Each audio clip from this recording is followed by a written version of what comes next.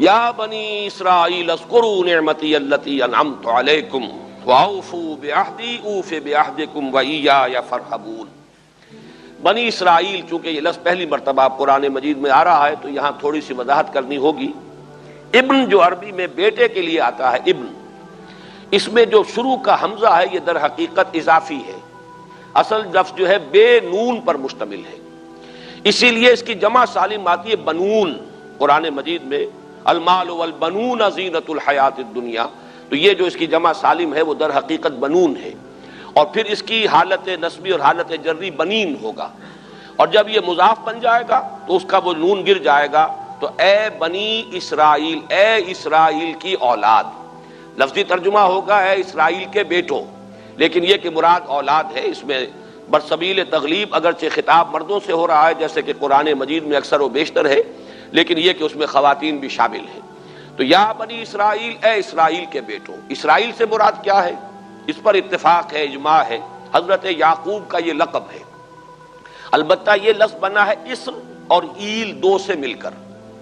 L کا لفظ جو ہے وہ عبرانی زبان میں الہ کے لیے ہے، الہ اور ایل ویسے بھی قریب قریب ہیں، اسی لیے تمام فرشتوں کے نام جبرائیل، میکائیل، اسرائیل، یہ تمام الفاظ کے ساتھ جو ایل آتا ہے یہ در حق اسماعیل بھی سما اور ایل، چونکہ حضرت ابراہیم علیہ السلام نے دعا کی تھی پروردگار بیٹا عطا فرما، اس اعتبار سے جب اللہ تعالیٰ نے بیٹا عطا فرمایا تو اسماعیل نام رکھا، یعنی اللہ نے سن لیا۔ جیسے ہمارے ہاں دیہات میں یہ خاص طور پر جانگلی علاقہ جو کہلاتا ہے، اللہ ڈوایا، اللہ سنیا، یعنی یہ اللہ نے جس کے بارے میں ہماری دعا سنی اور ہماری استدعا کو قبول فرمایا، تو یہ گویا کہ اسماعیل کے معنی یہ ہے۔ تو اسرائیل جو ہے اسر اور ایل سے مل کر بنا ہے۔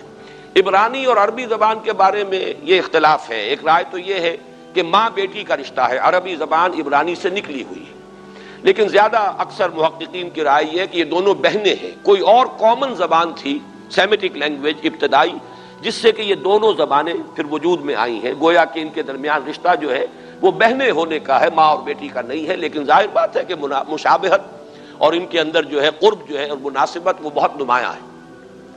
اسر کے دو ترجمے کیے ہیں، یہودی علماء تو اس پر بہت زیادہ جزم کے ساتھ قائم ہے کہ اسر سے مراد ہے بطل، یعنی رجل عظیم، جواں مرد، بہت باہمت انسان، اس لیے کہ ان کے ہاں یہ عقیدہ ہے اور بڑی تحریف جو ہوئی ہے تورات میں، اس میں ایسی ایسی باتیں بھی ہیں، حضرت یعقوب کی جو مدح کی گئی ہے اس میں اس حد تک مبالغہ ہے کہ حضرت یعقوب کی اللہ تعالیٰ کے ساتھ کشتی ہوئی اور اللہ کو پچھاڑ لیا حضرت یعقوب نے، تو معلوم یہ ہوا کہ یہ تو بڑے بہادر اور بہت جری انسان، اس اعتبار سے وہ بطل اور رجل کا ترجمہ کرتے ہیں اسر کا، لیکن یہ کہ صحیح ترجمہ جو ہے وہ اسر کا ہے بندہ، عبد، اس لیے کہ عربی کا لفظ جو بنا ہے اسیر، اسیری، کوئی کسی کا غلام ہے، اسیر، اسی سے لفظ اسرہ بنا ہے، اسرہ ہے کنبہ، کنبہ بھی آپس میں جڑا ہوا ہوتا ہے، ان کے بندھن ہوتے ہیں دوستی کے، محبت کے، اخوت کے، تو اسی طریقے سے یہ اسر کا لفظ آتا ہے کسی بندھن کے لیے۔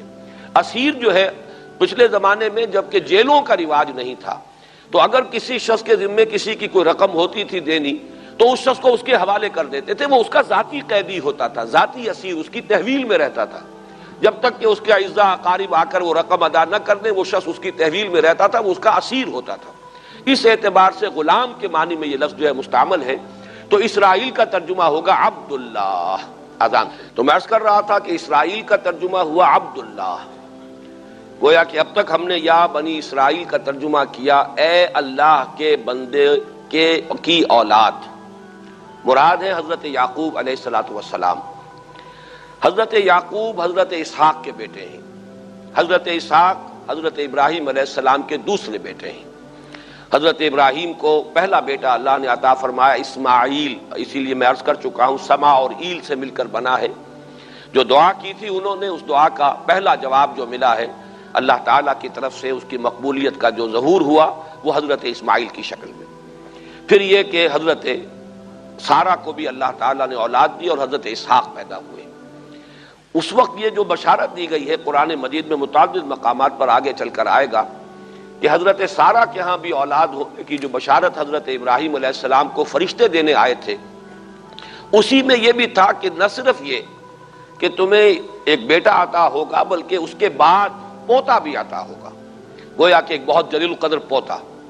اس اعتبار سے ایک رائے یہ ہے کہ یعقوب عقب سے بنا ہے، گویا کہ بشارت میں پہلے ہی سے شامل تھا حضرت یعقوب علیہ السلام کا ذکر بھی، کہ اسحاق کے بعد اسحاق کے ہاں ایک بہت جلیل القدر بیٹے کی ولادت ہوگی اور اس کا نام یعقوب ہوگا، یعنی اسحاق کے بعد آنے والا، بیٹے کے بعد جو پوتا آتا ہے۔ لیکن یہود کی رائے یہ ہے کہ حضرت یعقوب پیدا ہوئے ہیں اپنے بھائی عیسو کے ساتھ، یہ تمام بیٹے ہیں حضرت اسحاق علیہ السلام کے، دو بیٹے پیدا ہوئے بیک وقت، جڑواں بھائی۔ پہلے حضرت عیسو کی ولادت ہوئی ہے، اور تورات کے الفاظ یہ ہے کہ یعقوب اپنے بھائی عیسو کی ایڑیاں پکڑے ہوئے تولد ہوا۔ تو چونکہ حضرت عیسو کے بعد حضرت یعقوب کی ولادت ہوئی ہے، تو گویا کہ اس وجہ سے ان کا نام حضرت اسحاق نے یعقوب رکھ دیا، عقب میں آنے والا، بعد میں آنے والا۔ بہرحال حضرت یعقوب علیہ السلام کے پھر 12 بیٹے ہیں جن کی تفصیل پوری موجود ہے۔ یہ تاریخ جو ہے بڑی ریکارڈڈ ہے، اس لیے کہ بنی اسرائیل کی یہ تاریخ جو ہے books of the old testament میں اس کی پوری تفصیل موجود ہے۔ 4 بیویاں تھیں حضرت یعقوب علیہ السلام کی، جن سے 12 بیٹے ہوئے۔ 3 بیویوں سے 10 بیٹے تھے، اور سب سے چھوٹی بیوی سے 2 بیٹے تھے، حضرت یوسف اور بنیامین، اور ان دونوں سے حضرت یعقوب علیہ السلام کو بڑی محبت تھی۔ حضرت یوسف سے چونکہ یہ تاریخ شروع ہوتی ہے اس اعتبار سے کہ انہیں ان کے بھائیوں نے کنویں میں ڈالا، پھر اللہ تعالیٰ نے وہاں سے ان کے نکلنے کا سامان کیا، پھر مصر پہنچایا، پھر مختلف مراحل سے گزار کر انہیں وہاں ایک بہت اونچی پوزیشن تک پہنچایا۔ تو حضرت یوسف علیہ السلام سے اس اعتبار سے ان کی تاریخ شروع ہوتی ہے۔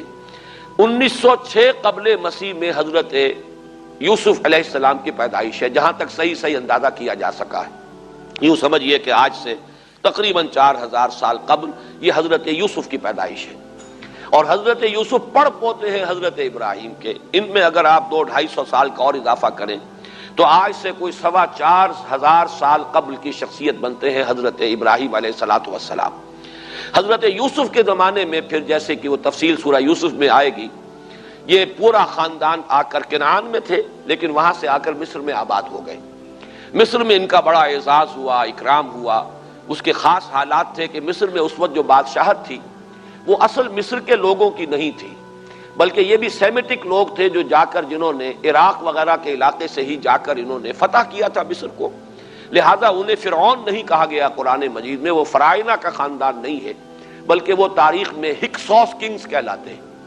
تاریخ مصر میں وہ 15واں خاندان کہلاتا ہے وہاں کے بادشاہوں کا، 15th ڈائنیسٹی، اور یہ چونکہ لوکل نہیں تھا اس لیے ان کو فرعون نہیں کہا جائے گا، بلکہ یہ ہکسوس کنگز چرواہے بادشاہ تھے کہ جو عرب کے ان علاقوں سے آئے تھے جزیرہ نما سے، اور وہاں سے وہ چرواہے تھے۔ ان کا تو پیشہ ظاہر بات ہے صحرا میں کیا ہوتا ہے، بھیڑیں بکریاں پالنا، لیکن انہوں نے آ کر مصر کو فتح کیا، وہاں ان کی بادشاہت ہو گئی۔ محسوس ایسا ہوتا ہے کہ ایک سیاسی پہلو موجود تھا۔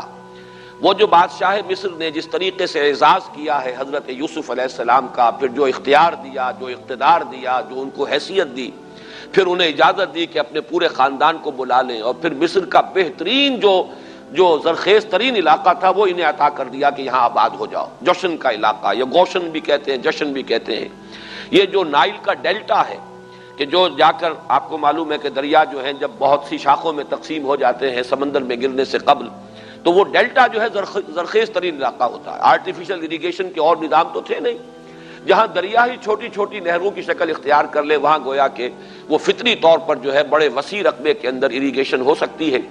تو اس ڈیلٹا کے علاقے میں بہترین علاقہ ان کو دیا گیا، وہاں آباد ہو جاؤ۔ وہاں یہ رہے ہیں گویا کہ پیرزادوں کی حیثیت سے۔ ابھی ان کے پاس کوئی شریعت نہیں، ابھی کوئی کتاب نہیں ملی، ابھی صرف یہ ایک خاندان ہے، حضرت ابراہیم کی نسل کا ایک خاندان، اس لیے کہ حضرت ابراہیم کی نسل میں حضرت اسماعیل کی نسل ہے کہ جو عرب میں آباد ہو چکی ہے، ان کی نسل میں پھر حضرت اسحاق کے بیٹوں میں سے بھی عیسو کی نسل وہ اور جگہ پر آباد ہو چکی ہے۔ اس اعتبار سے یوں نہ سمجھیے کہ نسل ابراہیم صرف ان پر مشتمل ہے۔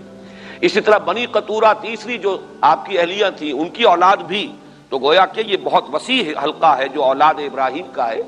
تو اولاد ابراہیم میں سے ایک شاخ ہے جو آ کر، یعنی حضرت یعقوب کے 12 بیٹے اور حضرت یعقوب بھی آ کر یہاں آباد ہو گئے، اور یہاں پھر یہ کچھ عرصے تک تقریباً 100-150 برس تک تو بڑے عیش میں رہے۔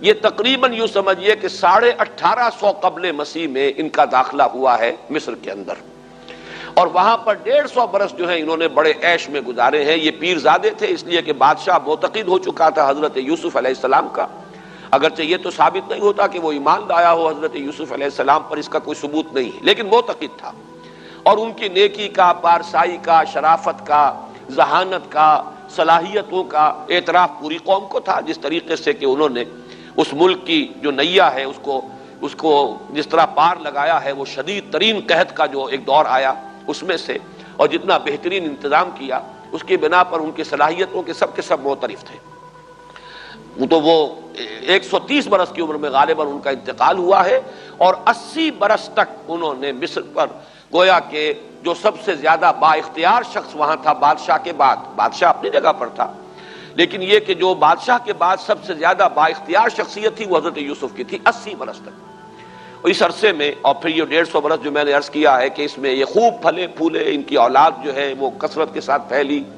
لیکن اس کے بعد وہاں پھر ایک انقلاب آیا۔ اس انقلاب کو آپ کہیں گے جیسے کہ مختلف ممالک میں آتا ہے، اب سنز آف دی سوائل جو اس ملک کے رہنے والے تھے، اصل آبادی قبطیوں کی، انہوں نے بغاوت کی اور ہکسوس کنگز کو نکال دیا، وہ خاندان ختم ہو گیا۔ جب وہ چلے گئے تو جو ہکسوس کنگز کے یہ گویا کہ بہت ہی منظور نظر تھے اور یہ مراعات یافتہ طبقہ تھا بنی اسرائیل کا، حضرت یعقوب کی اولاد کا، اب ان پر عتاب شروع ہوا، اب ان کا زوال آیا۔ تو یوں سمجھیے کہ تقریباً 400 برس اس کے بعد ان کے بڑی ہی شدت کے اور بڑی سخت غلامی کے، رفتہ رفتہ اس میں شدت پیدا ہوتی گئی ہے، لیکن یہ ہے کہ یہ 400 برس اس لیے کہ پھر 1300 قبل مسیح میں 550 برس بعد پھر ان کا ایکسوڈس ہوا ہے مصر سے، جب حضرت موسیٰ علیہ السلام کو اللہ تعالیٰ نے مبعوث فرمایا، پھر حضرت موسیٰ علیہ السلام ان کی نجات کا ذریعہ بنے، اور پھر مصر سے لے کر وہ انہیں نکلے ہیں، معجزانہ انداز میں ہی سمندر کو پھاڑ کر ان کے لیے اللہ نے راستہ بنایا ہے، قدم قدم پر معجزوں سے ان کی تائید کی ہے، کھانے پینے کے لیے صحرائے تیہ میں کچھ نہیں تھا تو من و سلوہ دیا ہے، پانی پینے کے لیے نہیں تھا تو ایک ضرب سے چٹان میں سے 12 چشمے جو ہیں اللہ تعالیٰ نے بہا دیے کہ 12 قبیلے ہیں آپس میں لڑے نہ، کہیں پانی پینے پلانے پہ جھگڑا اور کہیں گھوڑا آگے بڑھانے پہ جھگڑا، قبائلی زندگی میں یہ بڑا سینسٹیو ایشو ہوتا ہے، لہذا قد علم کل اناس مشربہم، ہر قبیلے کے لیے ایک گھاٹ معین ہو گیا، تمہارا چشمہ یہ ہے، تمہارا چشمہ یہ ہے، ایک ضرب سے 12 چشمے پھوٹ گئے۔ پھر انہیں وہاں کوہ طور کے قریب پڑاؤ ڈال کر ان کو وہاں چھوڑ کر حضرت موسیٰ علیہ السلام جو ہے اللہ تعالیٰ کی طلبی پر کوہ طور پر گئے ہیں، وہاں تورات عطا ہوئی ہے۔ تو تورات کے عطا کیے جانے کے بعد اب سمجھیے کہ اب ان کی حیثیت ایک امت کی بن گئی، کتاب پر امت کی تشکیل ہوتی ہے۔ یہ امت مسلمہ قرآن مجید کی بنیاد پر امت ہے، جب یہ کتاب دی گئی ہے اس کی بنیاد پر ایک شریعت دی گئی ہے، کتاب دی گئی ہے، کتاب ہدایت ہے، تو اس نے امت کی شکل اختیار کی۔ یہی وجہ ہے کہ لفظ امت جو ہے قرآن مجید میں صرف مکی صورتوں کے اندر، مدنی صورتوں میں استعمال ہوا ہے۔ کنتم خیر امت اخرجت للناس سورہ آل عمران میں، کذالک جعلناکم امۃ وسطا لتکونوا شہداء علی الناس ویکون الرسول علیکم شہیدا، یہ سورہ بقرہ میں آگے چل کر آ جائے گا۔ تو اصل میں جیسے تشکیل امت جو ہوئی ہے وہ در حقیقت مدنی دور میں آ کر ہوئی ہے، جبکہ شریعت عطا کی جا رہی ہے۔ اسی طریقے سے یہ ایک خاندان تھا، حضرت ابراہیم کی نسل کی ایک شاخ، اس نے امت کی حیثیت اختیار کی ہے، جبکہ صحرائے تیہ میں جب ان کا قیام تھا اور اس صحرائے سینا میں، اور وہاں پر پھر حضرت موسیٰ علیہ السلام کو تورات دی گئی اور شریعت دی گئی، تب سے یہ امت ہے، اور یہ ہے 1300 قبل مسیح۔ 610 عیسوی میں، اب سمجھیے 1300 وہ جمع کیجئے، 610 یہ جمع کیجئے، 1910 برس بعد پھر حضور صلی اللہ علیہ وسلم پر قرآن مجید کی وحی کا آغاز ہوا، اور 622 میں حضور نے ہجرت فرمائی، اور اس کے بھی کوئی 2 سال یا 1 سال کے بعد جو ہے یہ آیات نازل ہو رہی ہیں جو ہم اس وقت پڑھ رہے ہیں۔ تو یہ سارا جو ہے تاریخی پس منظر ذہن میں رکھیے کہ یہ تقریباً 2000 برس کی تاریخ جو ہے ان کی بحیثیت امت۔ ویسے تو ان کی تاریخ اگر شروع کریں گے بنی اسرائیل تو حضرت یعقوب سے شروع ہونی چاہیے، اور وہ اس سے زیادہ ہو جائے گی طویل، لیکن در حقیقت امت کی حیثیت سے ان کی تاریخ 2000 برس کی شمار ہوگی کہ 1300 قبل مسیح میں جب ہجرت کی ہے حضرت موسیٰ علیہ السلام نے اپنی قوم کو لے کر مصر سے، اور جب صحرائے سینا میں آئے ہیں، سینائی پیننسولا میں، اور پھر کتاب ملی ہے، تورات عطا کی گئی، شریعت عطا کی گئی، تب سے اس کا امت کی حیثیت سے آغاز ہوا۔ ایک بات اور نوٹ کر لیجئے، ان کو امت مسلمہ کیوں نہیں کہا گیا؟ اس کے لیے اس کا ایک سبب ہے. در حقیقت امت مسلمہ کا لفظ یا خیر امت یا امت کا لفظ جو ہے اس موجودہ امت کے لیے اس لیے استعمال کیا گیا ہے کہ یہ امت کسی ایک نسل پر مشتمل نہیں ہے. یہ امیین اس کے نیوکلیس ہے، لیکن یہ کہ ہر نسل کے لوگ اس میں آ کر شامل ہوئے ہیں، ہر قوم جو ہے اس میں آ گئی ہے. اس لیے اس کا نام جو ہے وہ صفاتی ہے، امت مسلمہ. لیکن چونکہ یہ سابقہ امت مسلمہ ایک ہی نسل پر مشتمل ہے، حضور صلی اللہ علیہ وسلم سے پہلے کسی نبی اور کسی رسول کی بعثت اس کی قوم سے باہر نہیں ہوئی ہے.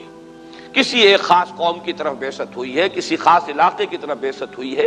بعثت عمومی الی کافۃ الناس یہ صرف محمد الرسول اللہ صلی اللہ علیہ وسلم کی امتیازی شان ہے. وما ارسلناک الا کافۃ للناس بشیرا ونذیرا. اس اعتبار سے ان کا جو ہے اس میں علم گویا کہ بنی اسرائیل ہی ہے کہ جو برقرار رہا ہے، اے اسرائیل کی اولاد. اگرچہ میں اس موضوع پہ تقریریں کر چکا ہوں، لیکن آج پھر اس گفتگو کے حوالے سے بات چیزیں تازہ کرتا ہوں.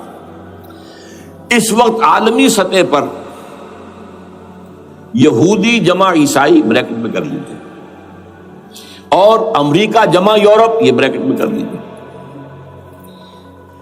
ان کا اندر معاملہ کیا ہے؟ اصل جو ہے اس میں پیچھے مائنڈ ہے، ماسٹر مائنڈ، سازشی ذہن، وہ یہود کا ہے. باقی عیسائی اعلی کار بن گئے ہیں.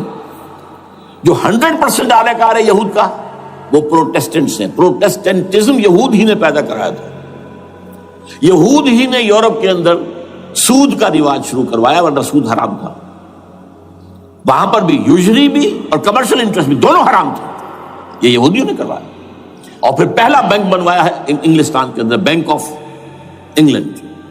اور جو پوپ کے خلاف بغاوت کرائی تو پہلی بغاوت ہوئی انگلستان کے اندر، جو چرچ آف انگلینڈ علیحدہ ہو گیا پوپ سے، اور اسی کو یہودیوں نے قرار دیا یہ ہمارا ماڈرن اسرائیل ہے. یہ اسرائیل ہمیں دیا ہے گاڈ نے، یہ جو ہے برطانیہ. اس کے کچھ عرصے کے بعد یہی جو ہے ایکسوڈس ہوا ہے اور وہ امریکہ میں جا کے آباد ہوئے. لہذا امریکہ کو بھی جیوز نے کہا ہے دس از اندر اسرائیل، یہ ہے ہمارے اصل اسرائیل، ماڈرن اسرائیل یہ ہے.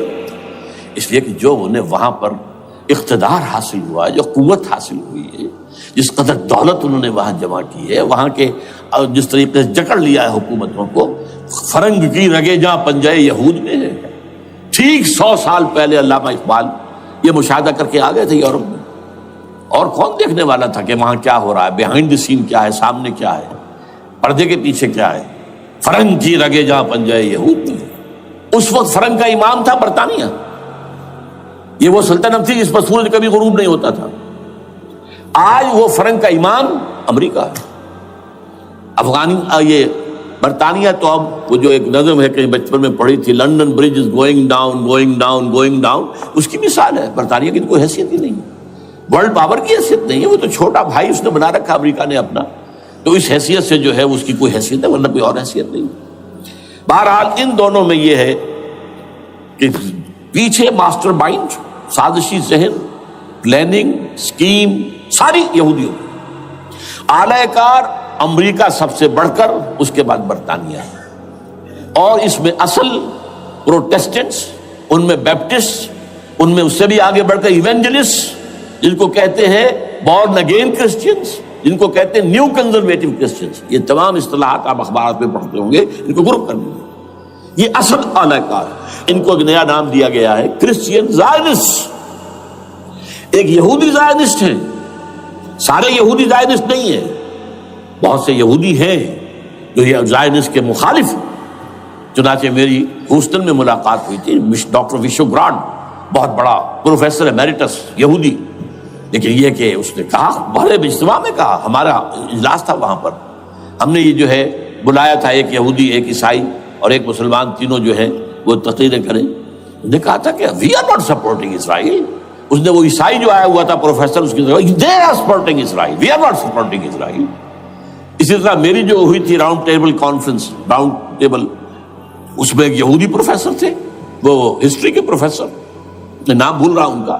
انہوں نے کہا آئی ایم اینٹی زائنزم، میں زائنزم کے خلاف ہوں. تو زائنسٹ جو ہے اصل میں ایک سیکولر یہودیوں کی تحریک ہے، اور اس کے سب سے بڑے سپورٹرز کرسچن زائنسٹ وہ امریکہ میں بیٹھے ہوئے۔ تو یہ ہے صورتحال۔ یہ جان لیجئے کیتھولکس جو ہیں یہ اتنے پرو یہودی نہیں ہیں، اب رفتہ رفتہ وہ بھی اس کے اندر آ کر شامل ہو گئے۔ یورپ جو ہے زیادہ Catholics, Roman Catholics, Roman Catholics کا یہ بھی آپ نے جملہ پڑھ سنا ہوگا کہ یہ جو ترکی جو ہے ہمارا ملک، یہ جو کوشش کرتا رہتا ہے گھسنے کی یورپین یونین کے اندر، تو ایک دفعہ جان شراق نے کہا تھا، بڑا پیارا جملہ تھا، Why doesn't Turkey understand that we are a Christian club؟ یہ ہماری جو یونین ہے یورپین، یہ تو کرسچین کلب ہے، وہ مسلمان ہے، وہ کس وجہ سے آنا چاہتا ہے بندہ، کیوں تو خود داخل ہونا چاہتا ہے؟ Why doesn't Turkey understand that we are a Christian club؟ لیکن یہ ہے رومن کیتھولکس، اور ان کا میں بعد میں آپ کو بتاؤں گا۔ یہی آپ کو معلوم ہے کہ یورپ نے عام طور پر اسرائیل کا اتنا ساتھ نہیں دیا جتنا جو امریکہ دیتا رہا ہے، اور کسی درجے میں ان کے دلوں میں سافٹ کارنر جو ہے عرب فلسطینیوں کے لیے بھی رہا ہے۔ یہ معاملہ ایران کے بارے میں بھی رہا ہے، جس قدر اسٹرانگ ایکشن امریکہ لینا چاہتا ہے یہ جو ہے اس کے ساتھ نہیں ہے۔ یہ تھوڑا سا فرق ہے، وہ میں اس کا ایک بنیاد بعد میں بتا دوں گا آپ کو۔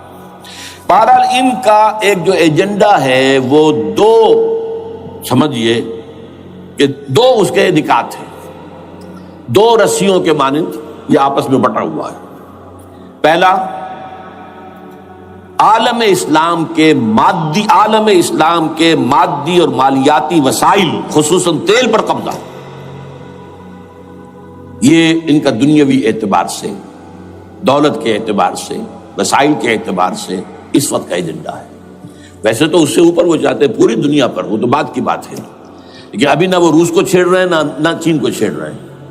چین تو ان کا سب سے بڑا جو ہے بزنس پارٹنر ہے، سب سے بڑا، اور چین کو رفتہ رفتہ وہ اپنی لائن پر لا رہے ہیں۔ اب تو صرف یہ کہ وہ ایک پارٹی گورنمنٹ وہاں رہ گئی ہے جو کہ کمیونزم کے دور کی یادگار ہے، باقی ان کی جو اکانومی ہے وہ تو آ چکی ہے اسی رخ کے اوپر جو یورپ کی ہے، مغرب کی ہے۔ نمبر دو ایجنڈا کیا ہے؟ دنیا میں کہیں بھی اسلام کے بحیثیت ایک نظام زندگی ظاہر ہونے کا کوئی موقع نہیں دینا۔ We have to nip the evil in the bud at any cost۔ یہ ان کے ایجنڈے کا دوسرا بڑا ہے۔ یہ دو ہے انٹرٹوائنڈ، جیسے آپ لڑیوں کو بٹ دے کر رسی بناتے ہیں، ایسے یہ دو لڑیے ہیں۔ اسلام کا پولیٹیکل سوشو اکنامک سسٹم کہیں نہ آ جائے دنیا میں، ہو نہ جائے آشکارا شر پیغمبر کہیں، یہ ابلیس نے کنکلوڈ کیا ہے، وہ جو ابلیس کی مجلس شورا ہے، ہو نہ جائے آشکارا شر پیغمبر، کہیں ایسا نہ ہو کہ پیغمبر کی شریعت دنیا کے سامنے آ جائے، پیغمبر کا نظام آ جائے۔ الحذر، آئین پیغمبر سے 100 بار الحذر، حافظ ناموس زن، مرد آزما مرد آفری، یہ معاشرتی نظام ہو گیا۔ موت کا پیغام ہر نوع غلامی کے لیے، نہ کوئی فخور و خاکہ نہ گدائے رہنشی، یہ سیاسی نظام آ گیا، اور کرتا ہے دولت کو ہر آلودگی سے پاک و صاف، منعموں کو مال و دولت کا بناتا ہے امین۔ تم دولت کے امین و مالک نہیں ہو۔ اور اس سے بڑھ کر اور کیا فکر و عمل کا انقلاب، بادشاہوں کی نہیں اللہ کی ہے یہ زمین، ان الارض للہ۔ یہ نظام کہیں نہ آ جائے دنیا، یہ جس پہ کہ وہ خطرہ محسوس کر رہا تھا۔ اور اس کے بعد یہ کہتے ہیں، یہ تو تھا عصر حاضر کے تقاضے، لیکن یہ کہ صورتحال کیا ہے؟ ہو نہ جائے آشکارا شرع پیغمبر کہیں، ہے یہی یہ معاملہ اس طرح رکھو کہ خود مومن ہے محروم یقین، یہ غنیمت ہے کہ خود مومن ہے محروم یقین۔ ہمیں اگر کوئی سہارا ملتا ہے تو اس سے کہ مومنوں کو بھی، نام نہاد مسلمانوں کو بھی اپنے اس نظام پر یقین نہیں، وہ نماز پر یقین رکھتے ہیں، روزے پر رکھتے ہیں، زکوٰۃ کو بھی دو بھی اللہ تعالیٰ جس کو توفیق دیتا ہے، حج کرتے ہیں، عمرے کرتے ہیں، یہ ہے سب، لیکن یہ کہ یہ غنیمت ہے، چشم عالم سے رہے یہ پوشیدہ یہ آئین تو خوب۔ وہ ابلیس کہتا ہے کہ یہ آئین چشم عالم سے پوشیدہ رہنا چاہیے، یہ غنیمت ہے کہ خود مومن ہے محروم یقین۔ ہمارے لیے جو ہے اگر کوئی سانس لینے کی جگہ ہے وہ یہ ہے حوصلہ افزائی اگر ہے تو اس میں ہے کہ خود مومن محروم یقین ہے، اس کے سامنے وہ راستہ ہے ہی نہیں۔ اب لیجئے یہودیوں کے ایجنڈے کو میں تجزیہ کر رہا ہوں۔ سب سے پہلے World Bank, IMF، globalisation, TRIPS, ان تمام ہتھ کنڈوں کے ذریعے عالمی مالیاتی استعمار جو بظاہر امریکہ کا ہوگا حقیقتاً یہود کا ہوگا۔ یہودیوں کے نزدیک پوری نوع انسانی حیوانوں کے مانند ہے۔ They are not human beings. They are goyams. They are Gentiles. یہ انسانی شکل میں حیوان ہیں، اور جیسے حیوانوں کو ایکسپلائٹ کرنا، استعمال کرنا انسانوں کا حق ہے۔ گھوڑے کو آپ باندھتے رہے ہیں نا ٹانگے کے آگے، اور بیلوں سے آپ ہل جتواتے رہے ہیں، تو جیسے یہ حق ہے ایسے ہمارا حق ہے پوری دنیا کے جو ہے وسائل ان کو کھینچے۔ ہاں جیسے گھوڑے اور بیل کو بھی کچھ نہ کچھ دانا تو ڈالنا پڑتا ہے، چارہ تو دینا پڑتا ہے، تو ان کو بھی کچھ دو۔ یہ پوری نوع انسانی ورکرز بن کر رہ جائے، حیوان بن جائیں، بالکل شہوت کے غلام بنا دو انہیں، اخلاقی اقدار کا بیڑا غرق کر دو، خاندانی نظام کو تہوبالا کر دو۔ یہ باقاعدہ جو protocols of the elders of the Zion تھے ان سب میں موجود ہے، لکھا ہوا، جو 1897 میں انہوں نے پاس کیا اپنا پروگرام بیسل میں، سوئٹزرلینڈ کا ایک شہر ہے۔ Protocols of the elders of the Zion, ان کو حیوان بنا دو، بس حیوانوں سے کام لیتے رہو۔ ہاں ان کی کمائی کا کچھ حصہ ان کے لیے چھوڑ دو، وہ بھی زندہ رہیں، وہ بھی آخر کام کیسے کریں گے، اور اصل جو ہے ملائی کھینچ دو اپنے اس نظام کے ذریعے سے۔ World Bank, IMF، stock exchange, TRIPS, globalisation, اس کے ذریعے سے عالمی مالیاتی استعمار۔ نمبر 2، ایک ہے ان کا ایجنڈا، یہ تو عالمی ہے۔ دوسرا ایجنڈا کیا ہے؟ وہ لوکل ہے۔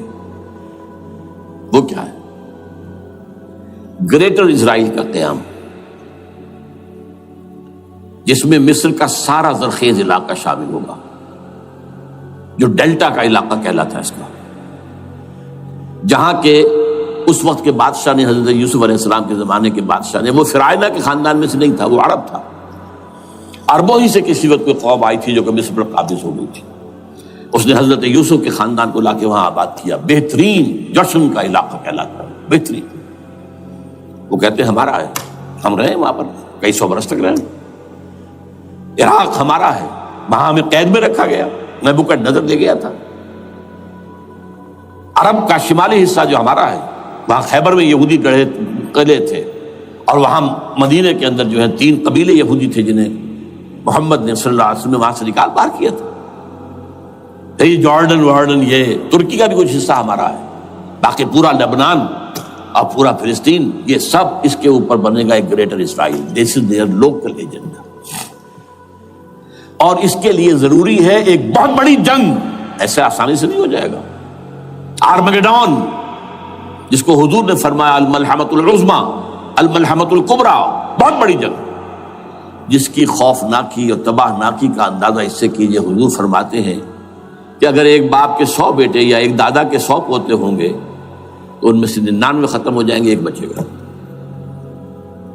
اور ایک جگہ فرماتے ہیں اتنی اموات ہوں گی، اتنی لاشیں ہوں گی کہ ایک نفاست پسند پرندہ جو ہے، جو گندگی پہ نہیں اترنا چاہتا، ایک تو ہے یہ کوے، چیلیں، گدھ، وہ تو گندگی ہی کی تلاش میں ہے مردار کھانے کے لیے، وہ تو لاشوں کو نوچ رہے ہوں گے۔ وہ پرندہ جو ہے نفاست پسند پرندہ، وہ نہیں اتر سکے گا، اڑتا اڑتا چلا جائے گا، لیکن لاشوں کا سلسلہ ختم نہیں ہوگا، یہاں تک کہ تھک ہار کر لاشوں پر گر جائے گا۔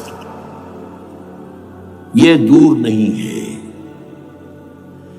اس لیے کہ اس پر متفق ہیں یہودی بھی اور عیسائی، پروٹسٹنٹس عیسائی اس کے اوپر پوری طرح متفق ہیں۔ آرمگیڈون، جسے آپ تھرڈ ورلڈ وار کہہ لیں، الملحمۃ العظمیٰ کہہ لیں، الملحمۃ الکبریٰ کہہ لیں حضور کے الفاظ میں، یہ آئے گی۔ اس کے نتیجے میں گریٹر اسرائیل بنے گا۔ نمبر 3، پھر بنے گا تھرڈ ٹیمپل، جو ٹائٹس نے گرا دیا تھا 70 میں، سن 70 عیسوی، جسے گرے ہوئے کتنا عرصہ ہو گیا؟ 2008، اندازہ کر لیجئے 1800 کتنے برس ہو چکے۔ وہ دوبارہ بنائیں گے تھرڈ ٹیمپل، اور اس کے لیے مسجد اقصی کو گرائیں گے اور ڈوم آف دی راک، قبۃ الصخرہ، وہاں لا کر پھر اس میں کنگ ڈیونز تھرون لا کے رکھا جائے گا۔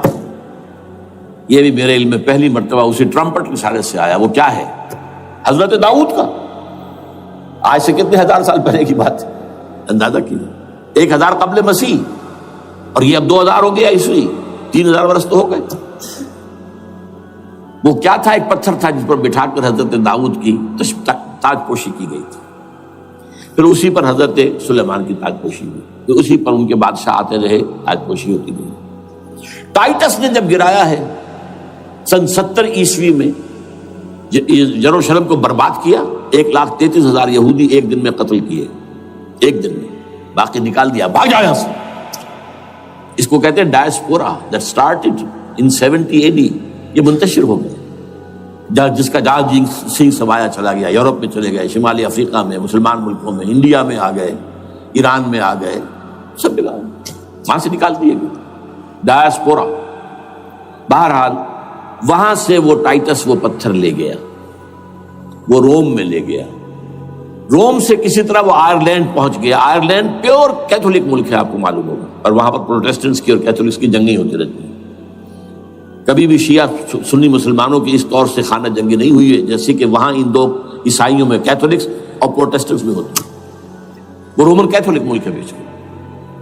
وہاں سے وہ انگلینڈ میں آیا، انگلینڈ میں جب آ گیا، بلکہ وہاں سے اسکاٹ لینڈ سے انگلینڈ میں پھر اس کو ایک کرسی کے اندر اس کی سیٹ کی حیثیت سے بنا کر ایک تھرون کی شکل دے دی گئی، اور وہ جو ویسٹ منسٹر ایبے ہے، برطانیہ کے پارلیمنٹ کے ساتھ جو چرچ ہے، ویسٹ منسٹر ایبے، وہاں اس کو لا کے رکھ دیا گیا۔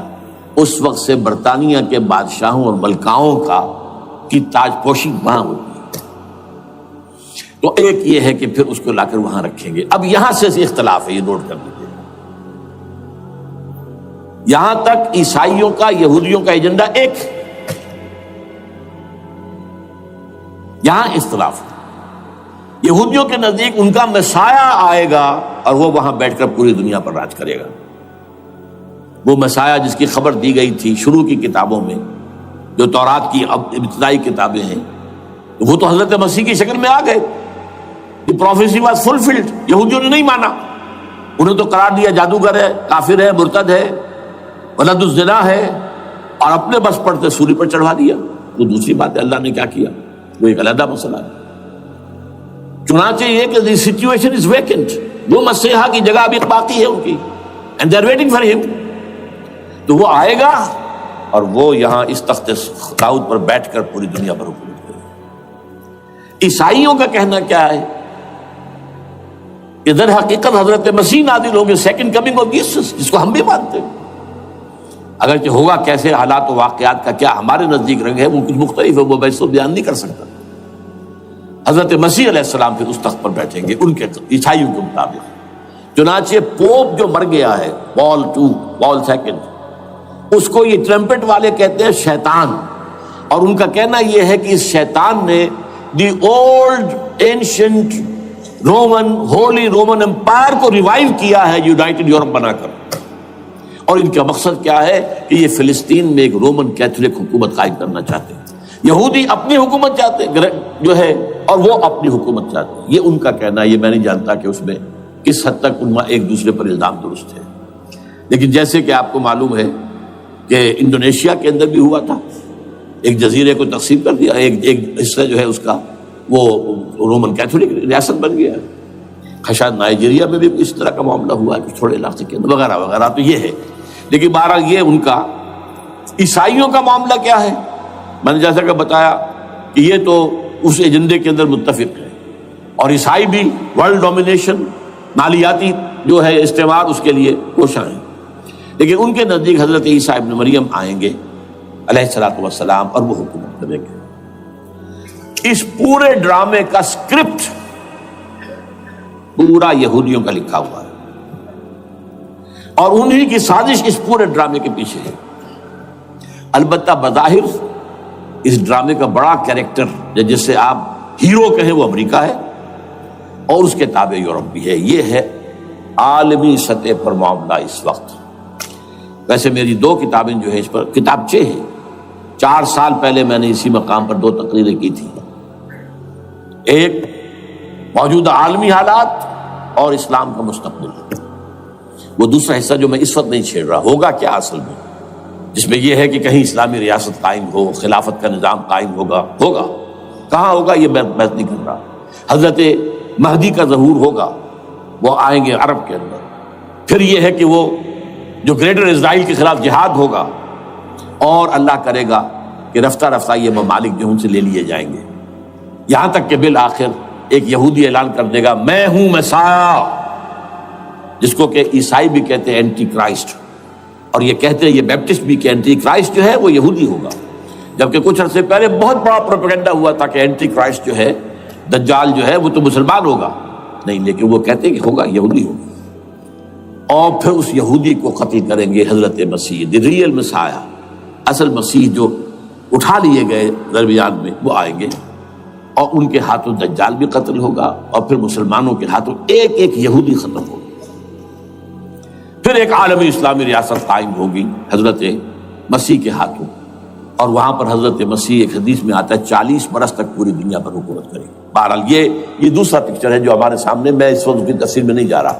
جو ان کے سامنے پکچر ہے وہ میں نے آپ کو بیان کر دیا. اب اس میں تجزیہ کیجئے افغانستان پر حملے کا اصل سبب جو میں نے 2 بتایا نا، 2 لڑیاں ہیں ان کے ایجنڈے کی. ایک اسلام کہیں ظاہر نہ ہو جائے، اسلام کا نظام ظاہر نہ ہو جائے، اور ایک مسلمانوں کے مالیاتی خاص طور پر تیل کے وسائل پر قبضہ. اب افغانستان میں کیا ہوا ہے، یہ سارا معاملہ تھا اسلام کا راستہ روکنے کے لیے، کہ یہاں تو اسلام ایک شکل دکھا رہا ہے اپنی، اور اگر انہیں موقع مل گیا تو یہ تو ایک ایسی ویلفیئر اسٹیٹ قائم کر دیں گے. زکوٰۃ کا نظام قائم ہو جائے گا تو اعلیٰ ترین ویلفیئر اسٹیٹ قائم ہو جائے گی. اور اگر یہاں پر جو ہے یہ ساری سزائیں نافذ ہو گئی، معاشرہ کرائم فری ہو جائے گا، لوگوں میں محبت ہوگی، مساوات ہوگی، اور یہ کہ عام لوگوں کے لیے ویلفیئر ہوگا. اور یہ سامنے نظام آ گیا تو پھر ہمارا یہ نظام کیپٹلزم یہ کہاں رہے گا؟ اس کو تو منہ چھپانے کی جگہ نہیں ملے گی. لہذا افغانستان پر حملے کا اصل موٹو یہ ہے. البتہ یہ ساتھ ہی یہ بھی تھا کہ افغانستان کے راستے سے سینٹرل ایشین سٹیٹس جو ہیں ان سے پائپ لائنیں لا کر، اور وہ پھر کہیں گوادر کے آس پاس سمندر تک لائے جائے، تاکہ ہم وہاں کے جو ہے ڈرین کر سکیں جو تیل اور گیس کے ذخائر ہیں سینٹرل ایشین سٹیٹس کے اندر جو مسلمان سٹیٹس ہیں. تو اس کے لیے راستہ جو ہے وہ لینا چاہتے تھے افغانستان سے. اب وہ جہاں تک افغانستان کا تعلق ہو تو ان کے قبضے میں ہے، جب چاہیں کر لیں. اب پاکستان کا معاملہ جو تھا وہ جیسا کہ میں نے کہا کہ اس کا راستہ وہ رک گیا، جبکہ انہیں واپس جانا پڑ گیا. لیکن انہوں نے افغانستان میں کوشش کی. طالبان کے زمانے میں یونیکول جو ہے ان کی سب سے بڑی جو ہے وہ کمپنی ہے، اس نے مذاکرات کیے. وہ دیکھ کر حیران رہ گئے کہ یہ ان پڑھ، یہ ملے ملاٹے جو ہیں یہ تو بڑے ٹف بارگینر ہیں. اس طریقے سے پاؤں جما کر طالبان نے جو ان کے ساتھ مذاکرات کیے ہیں اور ان سے اپنی شرطیں پیش کی ہیں کہ وہ گھبرا کر بھاگ گئے. یہ صورتحال بھی تھی افغانستان پر قبضہ کرنے میں. لیکن یہ ہے کہ اصل کیا تھا کہ وہ اسلام کی کوئی شکل دنیا کے سامنے نہ آنے پائے، جو ان کا میجر ہے. اسی لیے پورا عالم کفر جمع ہے. امریکہ، یورپ، روس، چین، سب جمع ہے. بھارت تو ہے ہی ہے، یہ سب جمع ہے. آپ جب یاد ہو گیا جب لال مسجد کا حادثہ ہوا ہے اور ہمارا یہ بدبخت اور بدمعاش انسان، اس نے صرف خود جان بوجھ کر اسے بڑھایا، ایک پھنسی کو پھوڑا بنایا، اس میں پھر شگاف دیا اور شاباش لی ہے. امریکہ سے شاباش آ گئی، نیٹو سے شاباش آ گئی، رشیا سے شاباش آ گئی، چائنا سے شاباش آ گئی. وہ چونکہ محسوس کر رہا تھا کہ اندرون ملک تو میری اب کشتی ڈگمگا رہی ہے، ڈاواڈول ہے. I have to have more support from outside. اور for that I have to do it.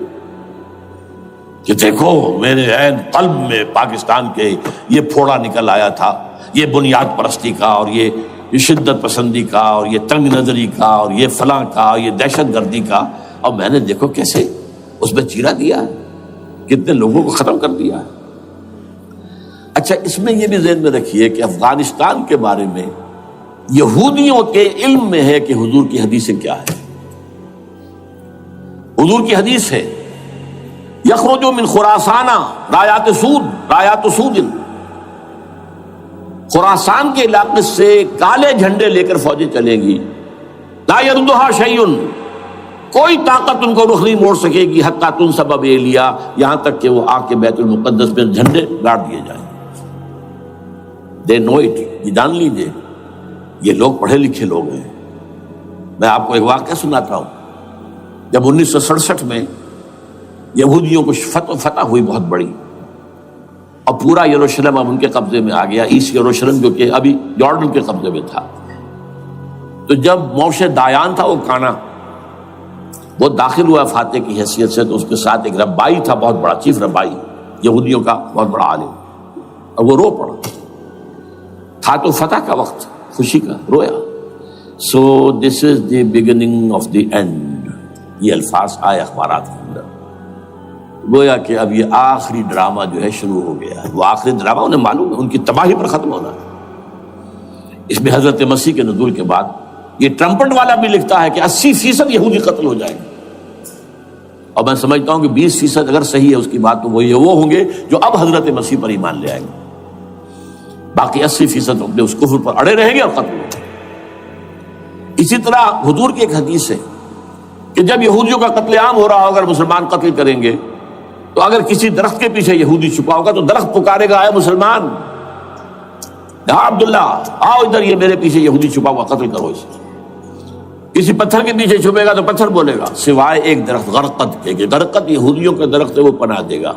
اور آج اسرائیل میں سب سے بڑی پلانٹیشن غرقد کی ہے. They know it.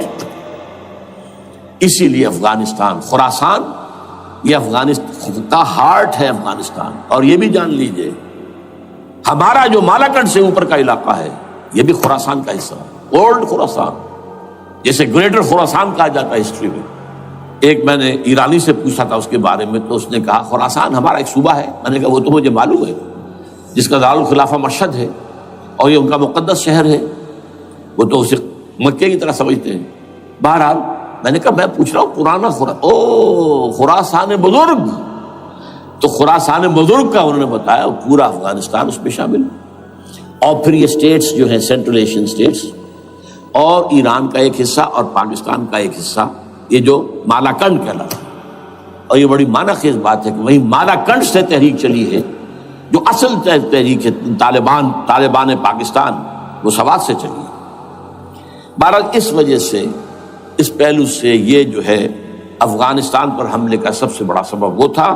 دوسرا جو تھا وہ یہ کہ ان کو جو پائپ لائن لے کے آنی تھی اس کے لیے، لیکن وہ ظاہر بات ہے کہ اس میں جو ہے جو طالبان نے وہ ان کی چکمے میں نہیں آئے.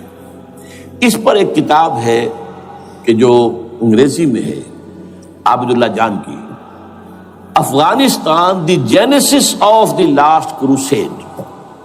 افغانستان سے آخری صلیبی جنگ کا سلسلہ شروع ہو رہا ہے. بہت جو ہے چشم کشا ہے، معلومات افزا ہے، انگریزی میں ہے. اچھا، عراق میں معاملہ برعکس تھا. عراق میں تیل کا معاملہ بھی تھا تو صرف امریکہ کا تھا. جو یورپ ہے وہ زیادہ تر کیسپین کے ایریا کے تیل کی طرف نگاہیں رکھتا ہے. یہ جو ہے یہ اصل میں سارا جو ہے یہ امریکہ کا معاملہ ہے. اور دوسری طرف یہ کہ یہاں کو مذہبی سلسلہ نہیں تھا، حالانکہ تھا، وہ یہودیوں کا تھا. وہ کیا تھا؟ Extension, first step towards the establishment of Greater Israel. یہ بات اچھی طرح سمجھ لیجیے. یہاں پہ تیل کا معاملہ بھی، میں نے کہا تھا نا دو لڑیاں ہیں جو چل رہی ہیں. تیل کا معاملہ یہاں خاص طور پر عراق کے اندر زیادہ، افغانستان میں بہت کم. لیکن یہ کہ یہاں پر بھی جو اصل ہے بیہائنڈ دی سین، جو اصل چیز کیا ہے کہ گریٹر اسرائیل کے قیام کی طرف پہلا قدم. میں یاد دلاتا ہوں آپ کو، جب فرسٹ گلف وار ہوئی تھی جس میں عراق کا بھرکس نکال دیا گیا تھا، اس کے اختتام پر کہا تھا شوارز کرافٹ، جو ان کا کمانڈر ان چیف تھا الائڈ فورسز کا، اس نے صاف کہا تھا، مجھے آج تک ایک ایک لفظ یاد ہے، we fought this war for the protection of Israel.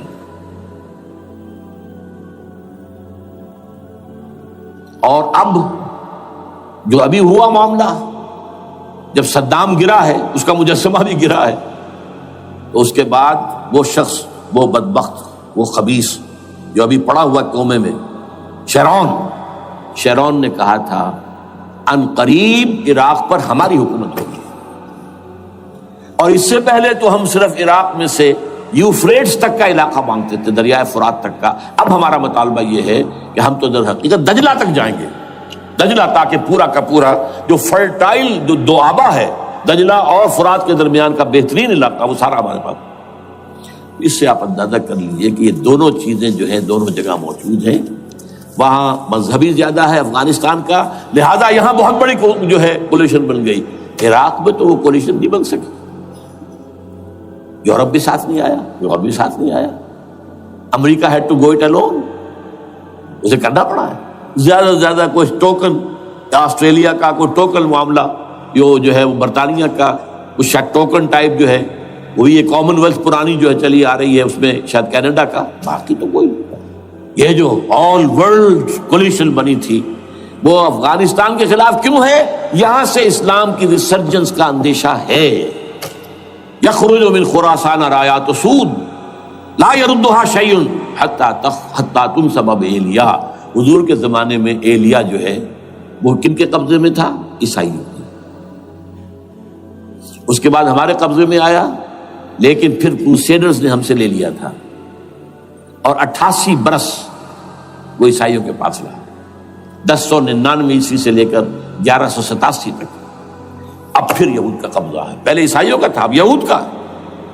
اب ان سے لینا واپس، پہلی مرتبہ بھی عرب نہیں لے سکے تھے، کھونے والے عرب تھے، واپس لینے والا کرد تھا، صلاح الدین ایوبی رحمۃ اللہ علیہ۔ اب بھی کھونے والے عرب ہیں، مصر اور شام اور اردن، تینوں کا مقابلہ کیا اس نے، اسرائیل نے، اور قبضہ کیا پورے ویسٹ بینک پر، گولان ہائٹس پر، سینائی پیننسولا پر، اور یہ کھو دیا ہم نے اپنے ہاتھ سے۔ اور اب بھی عربوں میں تو کوئی دم نہیں ہے، کوئی جان نہیں ہے، ان کو عیاشیوں نے، دولت مندی نے بالکل تباہ و برباد اور کھوکھلا کر کے رکھ دیا۔ بہرحال یہ جو چیزیں میں نے آپ کو بتائی ہیں، یہ تو وہ پلانز ہیں جو سب شیاطین جن و انس کے پروگرام ہیں۔ وہ جیسے کہ کبھی کہا تھا خمینی صاحب نے، شیطان بزرگ، دی گریٹسٹ شیطن، امریکہ، اصل میں امریکہ، اور اس کے پیچھے حقیقت میں یہود، سامنے امریکہ، پیچھے یہود۔ بالفعل کیا ہوگا یہ تو پھر اللہ ہی جانتا ہے کیا ہوگا۔ وَمَكَرُوا وَمَكَرَ اللَّهُ، کافر اپنی چالیں چلتے ہیں، اللہ اپنی چال چلتا ہے۔ اور سَنَسْتَدْرِجُهُم مِّنْ حَيْثُ لَا يَعْلَمُونَ وَأُمْلِي لَهُمْ إِنَّ كَيْدِي مَتِينٌ۔ اے نبی آپ گھبرائیں نہیں، ہم ان کافروں کو رفتہ رفتہ وہاں سے لے آئیں گے جہاں سے آپ کو بھی انہیں احساس تک نہیں ہوگا کہ یہ تو گرفت میں آ رہے ہیں، ٹریپ ہو رہے ہیں، اور ابھی ذرا میں انہیں ڈھیل دے رہا ہوں۔ میں املی لہم ان قیدی متین، میری چال بہت مضبوط ہے۔ وہ اللہ کیا کرے گا وہ میں نے آپ کو بتایا، جھلک دکھا دی ہے۔ انشاءاللہ اسی علاقے میں پاکستان اور افغانستان، اور اس کا ہارٹ ہوگا یہ پشتونستان، سرحد اور مشرقی افغانستان مل کر پشتونستان، پشتون اسی مشرقی اس میں ہے، پاکستان کا مغربی صوبہ ہے، شمال مغربی سرحدی صوبہ، یہ ہارٹ، اور پھر پاکستان اور افغانستان، انشاءاللہ یہی ہوگا۔ اور پھر یہ کہ یہاں سے فوجیں جائیں گی جو حضرت مہدی کی حکومت جمائیں گی عرب کے اندر۔ عربوں میں جان نہیں ہے کہ وہ مہدی کی حکومت کو جما سکے۔ یخرج ناس من المشرق یؤتون للمہدی یعنی سلطان ہی، مشرق کی طرف کے کسی ملک سے فوجیں آئیں گی جو مہدی کی حکومت قائم کریں، عربوں میں دم نہیں۔ بہرحال ہوگا کیا، وہ میں نے کہا کہ یہ تو اللہ کے ہاتھ میں ہے۔ اب یہ کہ کرنا کیا چاہیے، یہ ہے میری تقریر کا آخری حصہ۔ دیکھیے ذوالفقار مرزا نے جو کچھ کہا اور سید قائم علی شاہ نے، میں خوشائند سمجھتا ہوں کہ طالبانائزیشن اور ہے، اسلامائزیشن اور ہے، ٹھیک ہے، تیری آواز مکے اور مدینے. طالبانائزیشن کے اندر کچھ بغیر تعلیم یافتہ، کچھ جذباتی، اس طرح کے لوگ بھی ہیں جن میں انتہا پسندی بھی ہے، جیسے کہ میں پہلے بیان کر چکا. افغانستان میں ہوا ہے، افغانستان کے اندر بھی رفتہ رفتہ وہ اپنی چیزوں سے نکل رہے تھے، نکل جاتے ہیں، لیکن موقع نہیں دیا گیا. Nip the evil in the bud ختم کر دیا گیا. اسی طرح ہمارے سرحدی صوبے میں جیسا کہ میں بتایا 3 قوتیں برسرکار ہیں. ہو نوز اٹ، کون کیا کہ. لیکن بہرحال یہ کہ پہلی بات یہ، اسلام اور پاکستان لازم و ملزوم ہیں. یہاں اسلام آئے گا تو یہ ملک رہے گا، نہیں آئے گا تو ختم ہو جائے گا. اس میں کوئی شک نہیں. میری 2 کتابیں پڑھ لیجئے اگر اللہ توفیق دے، ہمت دے. اسلام اور پاکستان، یہ سن 67-68 کی تحریریں میری ہیں. جینیسس آف پاکستان کیا تھا، how Pakistan came into existence. پھر یہ کہ میں نے استحکام پاکستان کے نام سے سن 85 کے اندر کتاب لکھی ہے. یہ دونوں کتابیں پڑھی ہیں. پاکستان کا کوئی جواز نہیں اگر یہاں اسلام نہ آئے، اور واقعتاً ہم جواز کھو چکے ہیں. یہ تو اللہ تعالیٰ ہمیں مہلت دے رہا ہے. لیکن اب یہ سمجھ لیجئے، یہ اللہ تعالیٰ کی طرف سے ایک خاص مہلت ہے، اور شاید آخری مہلت ہے جو ہمیں مل رہی ہے. یہاں اسلامائزیشن نہ ہوا تو یہ ملک نہیں رہے گا. میں یہاں آپ کو ایک شعر سنا دوں. ہے تو ایک ایسی شخصیت کا جو کچھ کنٹروورشل بھی ہو گئی، بعد میں بدنام بھی ہو گئی. ایک زمانے میں جماعت اسلامی کے بڑے مخلص کارکن تھے وہ، مولانا کوثر نیازی. انہوں نے ایک بڑا تلخ شعر کہا تھا، اسلام کو اگر تیری فضا راس نہ آئے، اے میرے وطن تجھ کو کوئی آگ لگائے. ہمیں اسلام چاہیے، اور اسلام نہیں آئے گا تو یہ ملک نہیں رہے گا. کوئی زرداری، کوئی نواز شریف اس ملک کی بقا کی ضمانت نہیں دے سکتا. اس کی بقا ہے اگر تو اسلامائزیشن ہے. 61 سال کی ہماری بے وفائی اللہ کے ساتھ کیے ہوئے وعدے کی، اس کا ایک عذاب ادنا ہم جھیل چکے ہیں. 71 یاد کی، سن 71 پاکستان 2 لخت، 93,000 مسلمان پاکستانی بھارت کی قید میں بھیڑوں بکریوں کی طرح ہانک کر لے جائے گئے، ٹرکوں میں بھر بھر کر، جیسے کہ ڈیرہ غازی خان سے بھیڑیں بکریاں آتی ہیں لاہور میں ذبح ہونے کے لیے. کنسنٹریشن کیمپس میں ہمارے ٹائیگر نامی جرنیل نے پیش کیا اپنا ریوالور. کتنے لوگ مارے گئے، کتنا فساد ہوا. مسلمان کے ہاتھوں مسلمانوں کا خون کتنا ہوا. یہ اللہ کا ایک خاص عذاب ہوتا ہے. میں نے وہ آیت آپ کو سنائی تھی، قل هو القادر على ان يبعث عليكم عذابا من فوقكم او من تحت ارجلكم. اے نبی سے کہہ دیجیے اللہ اس پر قدرت رکھتا ہے، جب چاہے تم پر کوئی عذاب اوپر سے بھیج دے، تمہاری زمین کے نیچے سے نکال دے. زلزلہ آیا تھا کہ نہیں؟ او یلبسکم شیعا، ایک تیسری شکل بھی ہے. نہ اللہ آسمان کو کوئی تکلیف دے، نہ زمین کو. زمین پھٹے گی تو آدمی جائے گا نا اندر، بلکہ تمہیں گروہوں میں تقسیم کر کے او یلبسکم شیعا فیذیق بعضکم بعض بعض، تو ایک دوسرے کی قوت کا ایک دوسرے کو مزہ چکھائے. تم خود ایک دوسرے کے گلے کاٹو. ہمیں کسی اور قوم کو تکلیف دینے کی ضرورت نہیں ہوگی. یہ کام ہمارے ساتھ ہو چکا ہے 1971 میں. بہرحال اب اس کے بعد بھی تاخیر تو ہماری جو کی تو ہے. اب ہم اس جگہ پر پہنچ گیا کہ شاید اب عذاب الاکبر آنے والا ہے. وہ آیت بھی میں نے شروع میں پڑھی تھی، وَلَنُذِيقَنَّهُم مِّنَ الْعَذَابِ الْأَدْنَىٰ دُونَ الْعَذَابِ الْأَكْبَرِ لَعَلَّهُمْ يَرْجِعُونَ. چھوٹا عذاب آیا سن 71 میں. پاکستان بہرحال مغربی پاکستان تو برقرار رہا، اس کا نام بھی پاکستان رہا. اب شاید بڑا عذاب آ رہا ہو، بلکنائزیشن جس کے نقشے جو ہیں دنیا میں شائع کیے جا چکے ہیں. اور اس اسلامائزیشن کے لیے جو میں کہہ رہا ہوں کہ اس کے بغیر یہاں پاکستان نہیں رہے گا، اس کے لیے اس کی جو دستوری، تدریجی، قانونی، پرامن اگر راستہ اختیار نہ کیا گیا تو ملیٹنسی بڑھے گی. یہ رکنے والی نہیں ہے. یہ جو اوپر کا جو علاقہ ہے ایک ٹرائنگل ہے جس کا نقشہ کھینچا ہے ایک بہت بڑے مصری ادیب اور مورخ نے, شکیب ارسلان ان کا نام تھا. انہوں نے کہا ہے کہ یہ پامیر سطح مرتفع جو ہے پامیر, جسے روف آف دی ورلڈ کہا جاتا ہے, اس سے پہاڑوں کے سلسلے نکلتے ہیں. کوئی چین کی طرف چلا گیا, کوئی تبت کی طرف چلا گیا, جو قراقرم ادھر آ گیا پاکستان کی طرف, ہمالیہ آ گیا پاکستان انڈیا کی طرف, ادھر ہندو کش چلا گیا افغانستان میں. یہ سب جیسے کہ ایک جو پہیا ہوتا ہے اس کے جو لگے ہوتے ہیں اسپوکس جنہیں کہتے ہیں. اس نے کہا کہ ایک طرف ہمالیہ اور ایک طرف ہندو کش, اس کے درمیان میں جو قوم رہتی ہے, اب نوٹ کر لیجیے, یہ ہمالیہ کا اینڈ جو ہے مغربی, وہ کیا ہے, یہ نتیا گلی وغیرہ اسی کا حصہ ہے. اس کے بعد ختم, دریائے سندھ بہ رہا ہے لیکن اوپر جا کر وہ ٹرن دیتا ہے رائٹ کو, تو پھر اب وہ قراقرم اور ہمالیہ کے درمیان جاتا ہے, یہاں تک کہ انڈیا سے جو اس کا داخلے کا راستہ آ جاتا ہے. لیکن یہ جو ہے یہ درمیانی راستہ, یہ اصل میں ہندو کش ادھر اور ہمالیہ ادھر, اس کے درمیان جو قوم آباد ہے.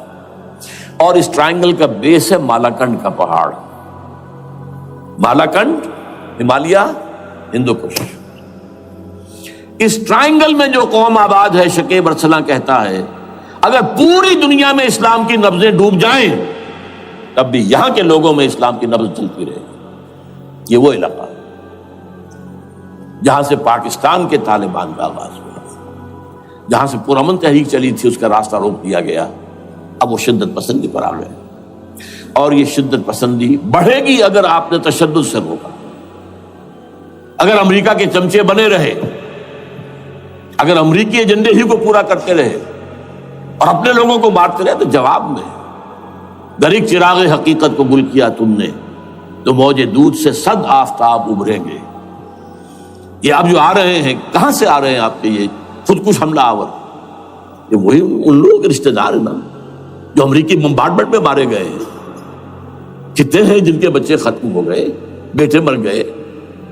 یہ جو ہمارے ہاں ایک کمانڈوز کے کیمپ کے اوپر جو حملہ ہوا تھا اور خودکش بمبار, جس سے کہ شاید 18-19 بہترین آپ کے کمانڈوز ختم ہوئے تھے, وہ کون تھا؟ وہ خود کمانڈو تھا. اندر کوئی اور تو جا ہی نہیں سکتا تھا, یہ کمانڈوز کا کیمپ تھا اور اس کے میس میں لوگ کوئی جا سکے, وہ خود کمانڈو تھا. اس کی بیٹی لال مسجد کے اندر جلی تھی.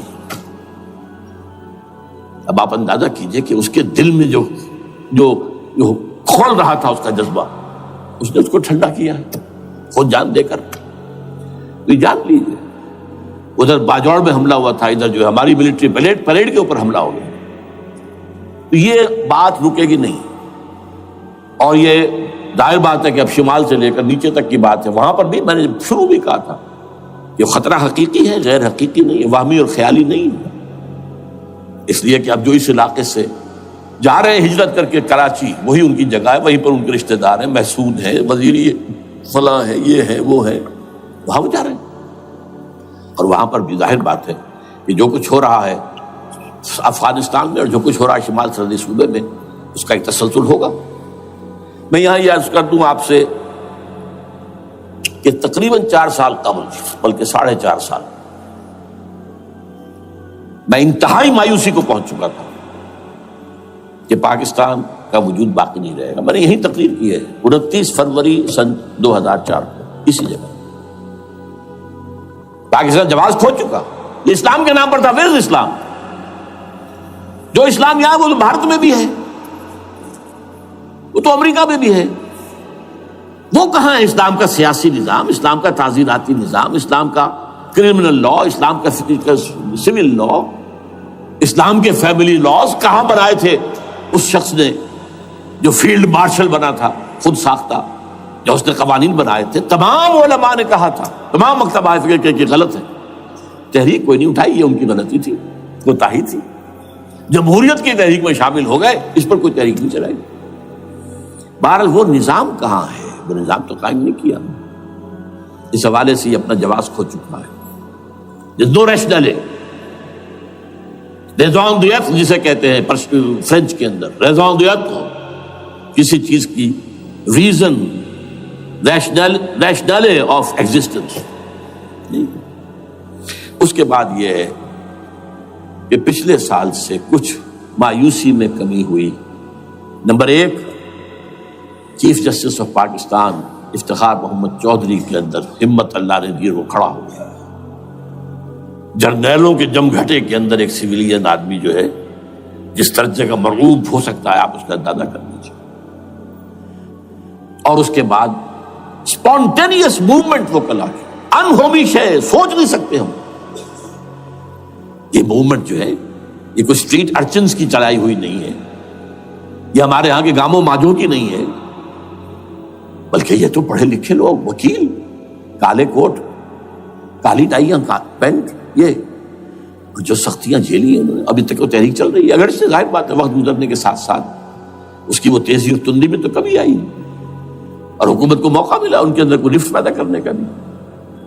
لیکن بہرحال ان دونوں چیزوں سے میری مایوسی میں قدرے کمی ہوئی. اب دوسری بات وہ تھی 18 فروری کے الیکشن کا پرامن طور پر منعقد ہو جانا. میں یہ سمجھتا تھا کہ جو اس کے اندر دخل اندازی ہے، ریگنگ ہو گئی ہوگی. کیسے ممکن ہے پاکستان میں الیکشن ہو اور ریگنگ نہ ہو؟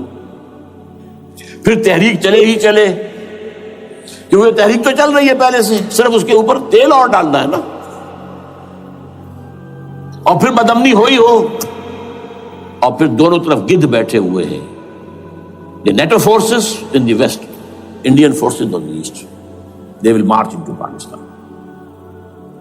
اور پاکستان کے ایٹمی دانت توڑ کر Pakistan will be put at the mercy of India, بھارت. Now do whatever you like. Condoleezza Rice کا میں آپ کو بیان سنا چکا ہوں. پاکستان کے مستقبل کا فیصلہ امریکہ اور بھارت بھی کرتا. بہرحال اب تیسری جو امید ہوئی ہے کہ کل پرسوں میں جو ہوئی ہے، کولیشن جو ہے یہ ناکام ہوتی نظر آ رہی تھی. لیکن یہ کہ صدر کے مواخذے پر یا صدر کے خلاف جو ایک کارروائی ہو رہی ہے، اللہ کرے کہ وہ پوری ہو جائے، یا اس سے بھی بہتر ہے کہ وہ خود ہی استعفیٰ دے کر دفع ہو جائے. بہرحال یہ کہ اس سے بھی کچھ امید کا پہلو جو ہے پیدا ہوتا ہے. اب یہاں اسلامائزیشن کا پرامن، تدریجی اور اسلام کا اور دستوری اور قانونی طریقہ کیا ہے؟ وہ طریقہ کیا ہے؟ 1949 اور 50 میں جو عمل شروع ہوا تھا، جو اس کے بعد سے آج تک جو ہے ختم ہو گیا، اس کو اثر دور شروع کیا جائے. دوڑ پیچھے کی طرف اے گردش ایام کی. 49 میں کیا ہوا تھا؟ قرارداد مقاصد. وہ گویا کہ پاکستان میں نظام خلافت کی جڑ تھی جو رکھ دی گئی تھی کہ sovereignty belongs to Allah and whatever authority we have, it's a sacred امانت. یہ تو اصل میں استعمال کی جائے گی یہ قوت کتاب و سنت کے دائرے کے اندر. this is خلافہ. in essence it is خلافہ. خلافت کی بنیاد رکھ دی گئی. اس سے پہلے 48 میں سن 47 کی ایک تقریر کی وجہ سے جو غلط فہمی پیدا ہوئی تھی قائد اعظم کی 11 اگست کی، اس کا انہوں نے کراچی کی ہائی کورٹ بار ایسوسیشن میں جا کے کہہ دیا تھا. کچھ لوگ شرارت کے ساتھ یہ پروپیگنڈا کر رہے ہیں کہ پاکستان میں دستور شریعت پر مبنی نہیں ہوگا، یہ فتنہ ہے، غلط کہہ رہے ہیں. نفی کر دی تھی. اب یہ دوسری بات ہے کہ اندھوں کے اندھے جو ہیں وہ اس 11 اگست کی تقریر کو لیے پھرتے ہیں اس کے ایک جملے کو، اور یہ اتنی کھلی بات جو کی شریعت کا لفظ، شریعت، پاکستان کا دستور جو سمجھتا ہے کہ شریعت پر نہیں مبنی ہوگا وہ غلط کہتا ہے، وہ شریر ہے، شرارت پیدا کر رہا. یہ قائد اعظم کے الفاظ. بہرحال اس کے بعد ایک عمل کیا ہوا تھا سن 50 میں، یہاں کے سیکولر عناصر نے ایک بڑا شور مچایا، کس کا اسلام لاؤ گے؟ شیعہ کا، سنی کا، دیوبندی کا، بریلوی کا، وہابی کا، کس کا اسلام؟ اللہ تعالیٰ غریق رحمت کرے ان بزرگوں کو. پاکستان کے تمام مذہبی مکاتب فکر کی ٹاپ کی قیادت جمع ہو گئی کراچی میں. شیعہ بھی، اہل حدیث بھی، بریلوی بھی، دیوبندی بھی. 31 علماء، جماعت اسلامی بھی، مولانا مودودی بھی اس میں تھے. انہوں نے 22 پرنسپلز ایگریڈ اپون، دستور بنانے کے لیے 22 پرنسپلز ہیں، حاضر ہیں بناؤ دستور. اب کوئی دلیل نہیں رہی، کوئی عذر نہیں رہا، تمام مکاتب فکر کے لوگ جمع. بعد میں ہوا کیا ہے، اس میں کس کا کتنا رول ہے، یہ بڑی درد بھری داستان ہے، میں اس وجہ کو چھیڑنا نہیں چاہتا. حاصل کیا ہے، وہاں سے ہمارا پروسیس ڈیریل ہوا، کچھ اپنوں کے کیے، کچھ بیرونی دباؤ کے تحت. قرارداد مقاصد کی سزا دی گئی لیاقت علی خان کو، تم نے پاس کرائی ہے. اسے ایسے قتل کیا گیا کہ سراغ تک نہیں ملا کہ کس نے قتل کیا. یہ ایسی تو نہیں ہوتا، اس کے پیچھے بڑے بڑے کریکٹرز، بڑے بڑے کردار. اب اس کے بعد وہ عمل کیسے شروع ہو؟ ضیاء الحق نے جو ایک ادارہ قائم کیا تھا فیڈرل شریعت کورٹ، اصولی اعتبار سے بہترین قدم تھا. وہ کیا تھا؟ یہ شریعت کورٹ ہے، اس میں کوئی شخص لائے پیٹیشن کہ پاکستان کا فلاں قانون جو ہے میں ثابت کرتا ہوں کتاب و سنت کے منافی ہے، یا کورٹ سو موٹے لے لے کسی بھی معاملے کو، ایگزسٹنگ جو قوانین ہیں ان کا جائزہ لے کہ اس میں یہ پورا قانون یا اس کی یہ شق جو ہے یہ خلاف شریعت ہے. اس پر آرگومنٹ ہو، دونوں طرف کے دلائل ہوں، علماء بھی آئیں، وکلاء بھی آئیں، بحث کریں. شریعت کورٹ کا تو میدان ہوتا کھلا. بالآخر اگر کورٹ فیصلہ دے دے کہ ہاں یہ ایگزسٹنگ قانون یا جو قانون قابل زیر غور ہے بننے جا رہا ہے یہ خلاف شریعت ہے یا جزوً شریعت کے خلاف ہے، تو وہ اسے کینسل کر دے گا اور کہہ دے گی کورٹ کہ اگر یہ مرکزی معاملہ ہے تو مرکزی حکومت، صوبائی معاملہ تو صوبائی حکومت اتنی مدت میں 3 4 6 مہینے کے اندر اندر اس کی آلٹرنیٹ لیجسلیشن کر لے. جیسے ہی مہلت ختم ہوگی یہ قانون ڈیفنکٹ ہو جائے گا. اصولی اعتبار سے اس سے زیادہ صحیح اسکیم کوئی نہیں سوچ سکتا، آج بھی میں قائل ہوں. لیکن یہ بدبختی تھی اس شخص کی، ضیاء الحق کی، اس کو بالکل غیر مؤثر کر دیا. 2 ہتھکڑیاں پہنا دی، 2 بیڑیاں پہنا دی. کانسٹیٹیوشن آف پاکستان آپ کے دائرے کار سے خارج ہے، یہ سیکریٹ کاؤ ہے، ہاتھ نہ لگانا. جو جوڈیشل پروسیجرل لاز ہیں، ضابطہ دیوانی، ضابطہ فوجداری، یہ بھی تمہارے دائرے سے خارج ہے. مالی معاملات 10 سال تک خارج، اور فیملی لاز مستقل خارج. انا للہ و انا الیہ راجعون. اب کرنے کا کام کیا ہے؟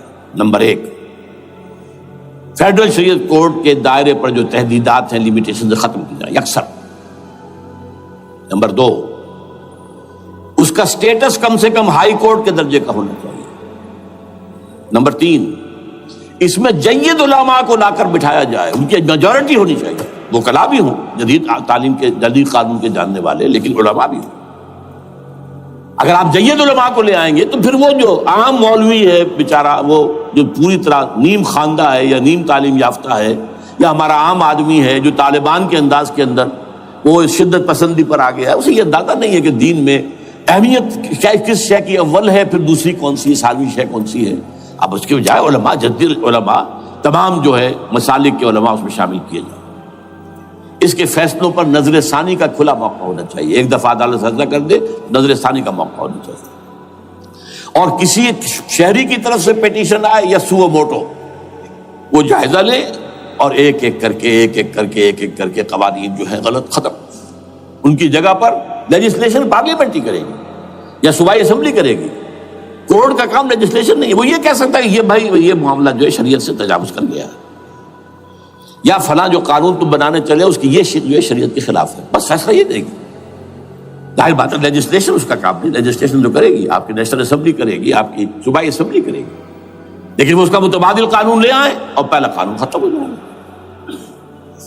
اچھا، اس عرصے کے دوران جو کونسل آف اسلامک آئیڈیالوجی پر ارب روپیہ خرچ ہوا ہے، اس کی رپورٹوں کے انبار لگ گئے ہیں. کسی ایک سفارش کو بھی آج تک پارلیمنٹ میں پیش نہیں کیا گیا، اور اس میں جید علماء رہے ہیں اور تمام مکاتب فکر کے علماء رہے ہیں. ان کی رپورٹوں کو رفتہ رفتہ پارلیمنٹ کے سامنے لایا جائے اور ان کے ذریعے سے نئی قانون سازی کی جائے۔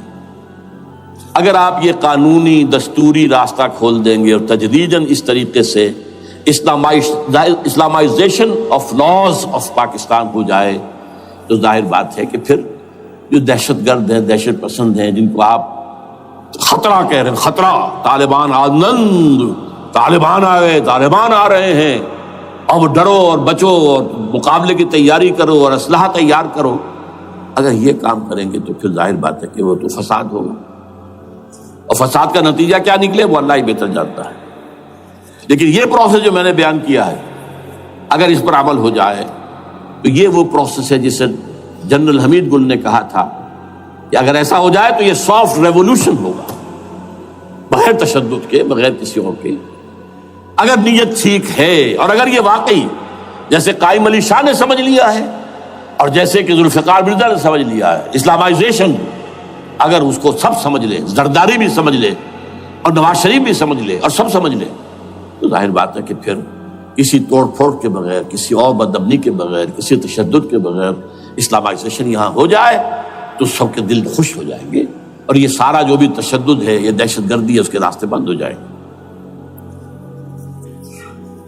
اگر ایسا نہیں کرتے تو غیر تعلیم یافتہ یا نیم تعلیم یافتہ، جن کو کوئی پورا تصور نہیں ہے، نہ دنیا کے حالات کا علم ہے، نہ شریعت کے جو اصل مصادر اور منابع ہیں، اصل سورسز، ان تک رسائی ہے، بس کچھ چیزیں سن رکھی ہیں۔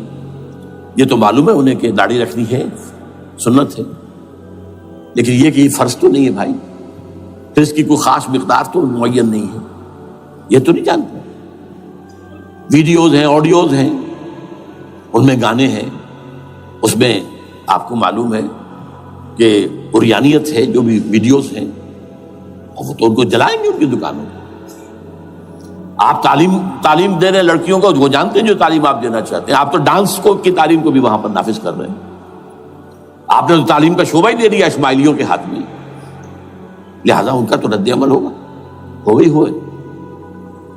اس کا راستہ اگر روکنا ہے تو اس پروسیس سے جو میں نے بیان کر دیا ہے، جس کو میں بیان کر رہا ہوں نہ معلوم کب سے، نواز شریف صاحب، ان کے والد میاں محمد شریف صاحب مرحوم، اور شہباز شریف صاحب اور عباس شریف صاحب چاروں میرے پاس آئے تھے، 2 دفعہ آئے تھے، اور میں نے یہ ترمیمی بل پیش کیا تھا جس کے آئٹم میں نے آپ کو گنوا دیے، بہرحال نہیں کیا کچھ انہوں نے۔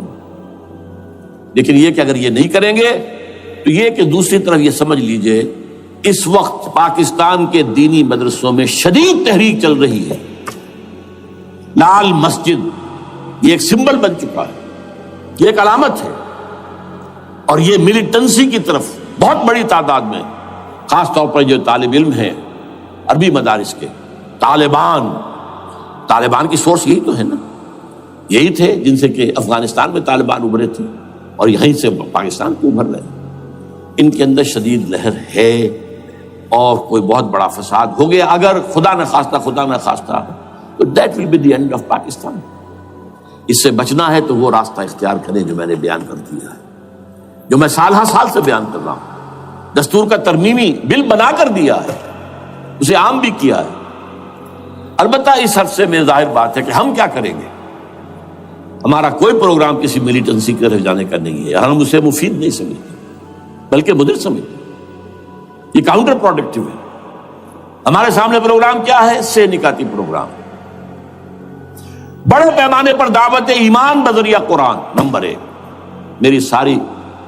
میری تمام سرگزشت کھوئے ہوئوں کو جستجو، میری سرگزشت جو ہے 50 سال سے اسی میں ہے، قرآن کا پڑھنا، پڑھانا، سیکھنا، سکھانا، عام کرنا، اور الحمدللہ ایک بڑی ٹیم تیار کر دی ہے میں نے اللہ کے فضل سے، جو یہ کام کر رہی ہے۔ دعوت ایمان بذریعہ قرآن، اور جو ایمان واقعتاً لے آئیں، جس کا ثبوت ہوگا شریعت پر عمل، جس چیز پر عمل کیا جا سکتا اور نہیں کرتے تو آپ مجرم۔ ہاں ظاہر بات ہے اس ایک حصہ ایسا ہے جس پر ہم عمل نہیں کر سکتے جب تک کہ نظام نہ بدل جائے، چور کا ہاتھ میں نہیں کاٹ سکتا، آپ نہیں کاٹ سکتے، لیکن جتنے پر عمل ممکن ہے اس پر عمل، ایسے لوگوں کو آرگنائز کیا جائے، بیعت کا نظام، مسنون نظام، قرآن میں معصور، مسنون، منصوص، یہ سارا نظام اس کی بنیاد، ایک آدمی کا وہ آدمی کہے کہ بڑھو تو بڑھو، وہ کہے کہ رک جاؤ تو رک جاؤ۔ نمبر 3، ان لوگوں کا تزکیہ، اور میں بتا چکا ہوں تزکیہ اور تربیت۔ تزکیہ کس بات کی؟ کوئی امنگ، کوئی ولولہ، کوئی مقصد، کوئی تمنا دل میں نہ رہے سوائے اللہ کی رضا کی۔